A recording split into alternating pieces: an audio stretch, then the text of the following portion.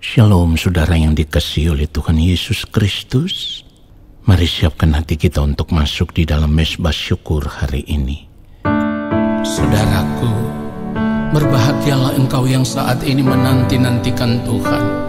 Karena firman Tuhan katakan, sebab pada waktu tanda diberi, yaitu pada waktu penghulu malaikat berseru dan sangkakala Allah berbunyi, maka Tuhan sendiri akan turun dari sorga, dan mereka yang mati dalam Kristus akan lebih dahulu bangkit. Sesudah itu, kita yang hidup, yang masih tinggal, akan diangkat bersama-sama dengan mereka dalam awan menyongsong Tuhan di angkasa. Demikianlah kita akan selama-lamanya bersama-sama dengan Tuhan. Katakan, ku menantikan, ku menantikan hari-Mu ya Allah yang kudus. Yesus kan datang, Yesus kan datang di awan menjemput orang benar. haleluya. Kota yang kudus, oh Kota yang kudus, mulia turun dari sorga. katakan, ku rindu ada di sana. Ku rindu ada Haleluya. di sana, di Yerusalem baru. Ini kerinduan hati kami Bapa, bersama malaikat di sorga, Bersama malaikat di sorga, katakan, ku mau sujud, ku mau sujud menyembah Bapa, memuliakan Raja Maha Kudus di dalam kerajaan. di dalam kerajaan surga. Mari nyanyikan sungguh-sungguh, katakan, ku menantikan hari-Mu. Ku menantikan hari-Mu ya Allah yang kudus. Yesus kan datang, Yesus kan datang di awan menjemput orang benar. sekali lagi katakan, kota yang kudus mulia, oh Kota yang kudus, mulia turun dari yes Lord. sorga. Ku rindu, Ku rindu ada di sana, di Yerusalem baru. ini kerinduan hati kami Bapa, bersama malaikat di sorga, Bersama malaikat di sorga, katakan, ku mau sujud, ku mau sujud menyembah Bapa, memuliakan Raja Maha Kudus di dalam kerajaan sorga. di dalam kerajaan surga. Haleluya. Bersama malaikat di sorga, Bersama malaikat di sorga, ku mau sujud menyembah Bapa, memuliakan Raja Maha Kudus di dalam kerajaan sorga. di dalam kerajaan surga. Sekali lagi katakan, memuliakan Raja Maha Kudus. amin. Di dalam kerajaan sorga, Di dalam kerajaan surga. di dalam kerajaan, Di dalam kerajaan surga, di dalam kerajaan surga. Berbahagialah orang yang hidup di dalam kekudusan Tuhan, karena mereka akan diangkat bersama dengan Tuhan. Haleluya. Mari kita berdoa. Yang mulia Allah Bapa yang ada di dalam kerajaan sorga, inilah saat di mana kami mau duduk diam di hadapan Bapa. Kami mau ada di hadirat Tuhan. Kami mau menanti-nantikan Bapa berbicara bagi kami. Roh Kudus Tuhan, urapilah setiap kami. Urapilah hamba-Mu ya Allah, yang akan menyampaikan akan kebenaran firman-Mu. Biarlah hamba berbicara di dalam pengurapan Allah, supaya apa yang hamba sampaikan, biarlah itu merupakan kebenaran yang benar-benar berasal dari hati Bapa. Kebenaran yang benar-benar sesuai dengan pikiran dan perasaan Bapa. Maafkan semua ketidaktepatan hidup kami, ampunilah kami ya Tuhan, supaya ketika kami semua mendengarkan kebenaran firman Tuhan ini, kami ada dalam kesucian kekudusan Allah. Lalu Roh Kudus memberikan kami hikmat pengertian untuk mengerti akan kebenaran firman Tuhan ini, dan kami mau hidup seturut firman-Mu ya Allah. Di dalam nama Tuhan Yesus Kristus, kami siapkan hati kami untuk menerima kebenaran firman Tuhan saat ini. Haleluya. Amin. Saudara yang dikasihi oleh Tuhan Yesus Kristus, karena ingin menikmati kenyamanan hidup dunia, banyak orang akan berjuang, berusaha sekeras mungkin untuk bisa mencapai atau mendapatkan segala sesuatu yang mereka inginkan, saudaraku. Yang sangat berbahaya adalah saat ini dunia terus menawarkan berbagai kesenangan-kesenangan hidup yang bisa dinikmati, yang itu dipandang sebagai sesuatu yang bisa membahagiakan, menyenangkan, menyukakan hati, ya.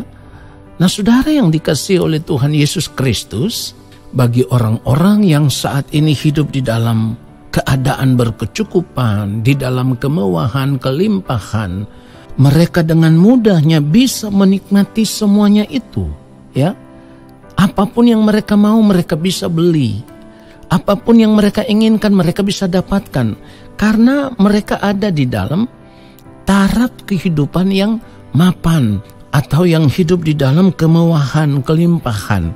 Nah, saudara, orang-orang seperti ini akan sangat sulit untuk memindahkan hati mereka kepada arah tujuan hidup kekristenan yang sesungguhnya, yaitu ditujukan hanya kepada kerajaan Allah Bapa di sorga. Jadi bagi orang percaya, anak-anak Tuhan yang saat ini hanya mengarahkan fokus hidupnya untuk menikmati kesenangan-kesenangan hidup dunia, jelas sekali bahwa mereka akan sulit untuk memindahkan hati mereka tertuju kepada Tuhan dan kerajaannya. Padahal yang sebenarnya itu fokus hidup kita sudah tidak boleh lagi diarahkan kepada dunia ini dengan segala kesenangannya. Fokus hidup kita sebagai orang percaya arahnya sudah harus dirubah. Kita harus memandang kepada kerajaan Bapa di sorga. Sebab kita tahu bahwa kehidupan kita saat ini, kita ada di dunia ini kan hanya sementara. Singkat sekali waktu hidup kita di dunia ini. Itulah kenapa kalau kita membaca kebenaran firman Tuhan, kalau kita melihat di dalam Matius pasal yang ke-6, mulai ayatnya yang ke-19, firman Tuhan katakan begini, "Janganlah kamu mengumpulkan harta di bumi. Di bumi ngengat dan karat merusakannya, dan pencuri membongkar serta mencurinya." Ayat 20, "Tetapi kumpulkanlah bagimu harta di sorga. Di sorga ngengat dan karat tidak merusakannya, dan pencuri tidak membongkar serta mencurinya." Lalu ayat 21 dikatakan begini, Karena di mana hartamu berada, di situ juga hatimu berada. Jadi kalau kita melihat kebenaran firman Tuhan ini, kalau kita memperhatikan ayat 21, itu sudah memberikan sebuah indikasi, memberikan sebuah bukti bahwa ternyata hati manusia itu sangat terikat dengan apa yang ia miliki. Dan kita harus jujur, firman Tuhan tidak pernah salah. Jadi kalau firman Tuhan katakan karena di mana hartamu berada, di situ juga hatimu berada. Mari periksa diri kita. Saat ini kita terikat dengan apa, saudaraku? Kita harus periksa diri kita harus jujur. Contoh sederhananya begini, ketika kita memiliki sebuah gadget yang baru, taruhlah kita memiliki sebuah handphone yang baru dengan seri yang paling terbaru, apalagi kalau dari suatu merek yang terkenal. Maka ketika kita memiliki itu, saya percaya berjam-jam waktu kita akan tersita hanya untuk menikmati handphone yang baru itu. Atau begini, saudara memiliki sebuah mobil yang baru. Ketika malam saudara tidur sekalipun, pikiran saudara terikat dengan mobil itu. Karena yang dipikirkan apa yang harus diganti biar lebih bagus lagi, mobilnya harus dipasang aksesoris apa lagi. Saudara, semua ini yang membuat kita terikat tanpa kita sadari. Begitupun kalau saudara membeli sebuah rumah yang baru, saudara akan terikat dengan itu, menikmati itu lebih daripada saudara menikmati Tuhan. Ini kenyataan, saudaraku, ini bukti ya. Kita harus jujur dengan keadaan ini. Itulah kenapa firman Tuhan juga berkata, orang kaya itu sukar masuk kerajaan sorga. Nah saudara, Matius pasal 19 ayat 23 misalnya kalau kita lihat, Yesus berkata kepada murid-muridnya, aku berkata kepadamu, sesungguhnya sukar sekali bagi seorang kaya untuk masuk ke dalam kerajaan sorga. Lalu kalau kita melihat ayat 24 dikatakan, sekali lagi aku berkata kepadamu, lebih mudah seekor unta masuk melalui lubang jarum daripada seorang kaya masuk ke dalam kerajaan sorga. Ini ada penekanan. Ayat 23 Tuhan Yesus mengatakan akan hal itu. Ayat 24 juga diulang lagi dan mendapat penekanan, saudaraku. Bahwa orang kaya itu sukar masuk kerajaan sorga. Pertanyaannya kenapa? Ya itu tadi, karena mereka membiarkan hati mereka selalu terikat dengan apa yang mereka miliki. Periksa diri kita, apakah kita juga terikat seperti itu?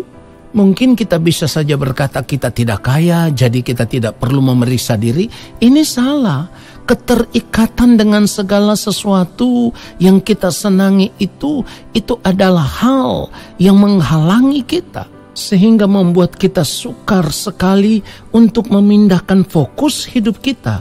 Pandangan hidup kita tertuju kepada kerajaan Allah Bapa di sorga.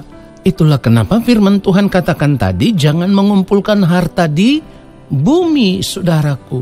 Nah, saudara yang dikasihi oleh Tuhan Yesus Kristus, jujur memindahkan hati dari dunia ini ke dalam kerajaan sorga. Ini berarti kita sudah tidak boleh lagi mengharapkan untuk menikmati kesenangan-kesenangan hidup dunia yang dinikmati oleh anak-anak dunia pada umumnya. Orang percaya yang mau mengarahkan fokus hidupnya kepada Tuhan dan kerajaannya, maka cara hidupnya pun sudah berubah. Ia akan hidup sama seperti apa yang dikatakan firman Tuhan.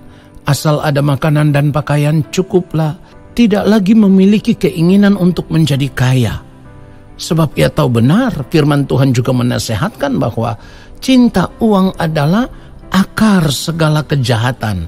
1 Timotius 6 ayat 10 mengatakan itu. Nah saudaraku, oleh sebab itu kita harus benar-benar mengubah cara hidup kita. Kalau selama ini kita masih tergoda, ya, kita masih tertarik dengan berbagai kesenangan hidup yang ditawarkan oleh dunia saat ini, ketika kita mengerti bahwa yang Tuhan mau kita mengumpulkan harta di sorga, bukan di bumi ini, kita harus merubah cara hidup kita. Kita tidak lagi membuang waktu hidup kita menjadi sia-sia hanya untuk mengejar kesia-siaan dunia ini, saudaraku. Artinya membuang waktu hidup yang Tuhan berikan hanya untuk mengejar apa yang kita suka, apa yang kita senangi. Tetapi semuanya itu tidak bernilai kekal. Semua itu tidak bisa kita bawa sampai kita menghadap Bapa di sorga. Tetapi kalau kita mengumpulkan harta di sorga, yaitu ketika kita berjuang untuk merubah diri, mengalami pembaharuan dari hari lepas hari, manusia batinia kita semakin dimurnikan, setiap hari semakin diubah, semakin dibaharui, maka inilah harta kekayaan kita yang bernilai kekal, yang akan kita bawa sampai kita menghadap Bapa di sorga. Itulah yang dimaksudkan di dalam Matius pasal 6 ayat 20. Tetapi kumpulkanlah bagimu harta di sorga. Di sorga ngengat dan karat tidak merusakannya, pencuri tidak membongkar serta mencurinya. Lalu kalau kita baca lagi ayat 21, karena di mana hartamu berada, di situ juga hatimu berada. Ketika kita mengarahkan hati kita kepada Bapa di sorga, kepada kerajaan Allah saja, maka hati kita juga akan terikat di sana. Kita tidak lagi memikirkan kenyamanan hidup dunia, kesenangan hidup dunia, kemewahan hidup dunia, apapun bentuknya kita tidak pikirkan itu. Karena kita tahu dunia ini sedang lenyap dengan keinginannya. Tetapi orang yang melakukan kehendak Allah tetap hidup selama-lamanya. Artinya ketika kita mengarahkan fokus hidup kita hanya tertuju kepada kerajaan Allah Bapa di sorga, maka sepanjang hari-hari hidup kita juga hanya mau hidup untuk melakukan kehendak Bapa di sorga. Itulah cara hidup yang mulia Tuhan Yesus Kristus. Makananku ialah melakukan kehendak Dia yang mengutus aku dan menyelesaikan pekerjaannya. Ini tujuan hidup orang percaya yang benar. Saudara, kita harus memiliki cara hidup seperti ini supaya kita bisa berkata, bagiku hidup adalah Kristus dan mati adalah keuntungan. Karena kita tahu ketika kita berjalan dalam pengiringan akan Tuhan, melakukan kehendak Bapa di sorga, maka ketika kita berada di balik kematian, itu menjadi sebuah keuntungan bagi kita, di mana kita akan dikenal sebagai anak-anak kerajaan sorga, pangeran-pangeran surgawi yang diperkenankan masuk dan menikmati kemuliaan kekal yang Bapa sediakan bagi orang-orang yang hidup takut akan Dia selama masih ada di dunia ini. Tuhan Yesus memberkati kita semua. Haleluya. Amin. Mari kita berdoa. Terima kasih Allah Bapa yang Maha Kudus. Kami bersyukur untuk kebenaran firman-Mu yang sungguh menyadarkan kami, firman-Mu yang telah menegur kami, firman-Mu yang terus mengingatkan kami, supaya kami mau mengarahkan pikiran kami, hasrat hati kami hanya tertuju kepada kerajaan-Mu ya Allah. Terima kasih Bapa yang Maha Mulia. Dan saat ini kami mau mengangkat tangan di hadapan Bapa. Kami percaya Engkau akan menurunkan tangan dan memberkati setiap kami. Turunlah atas kehidupan kami segala berkat kasih karunia daripada Allah Bapa di sorga. Rahmat cinta kasih yang berlimpah-limpah dari Gembala Agung yang mulia Tuhan Yesus Kristus, di dalam persekutuan yang manis dengan Roh Allah yang kudus, menyertai langkah hidup kami dan memberkati kami sekarang dan sampai selama-lamanya. Amin. Saudaraku, selamat menjalankan aktivitas di sepanjang hari ini. Tuhan Yesus memberkati kita semua. Sampai jumpa dalam Mesbah Syukur besok hari. Shalom.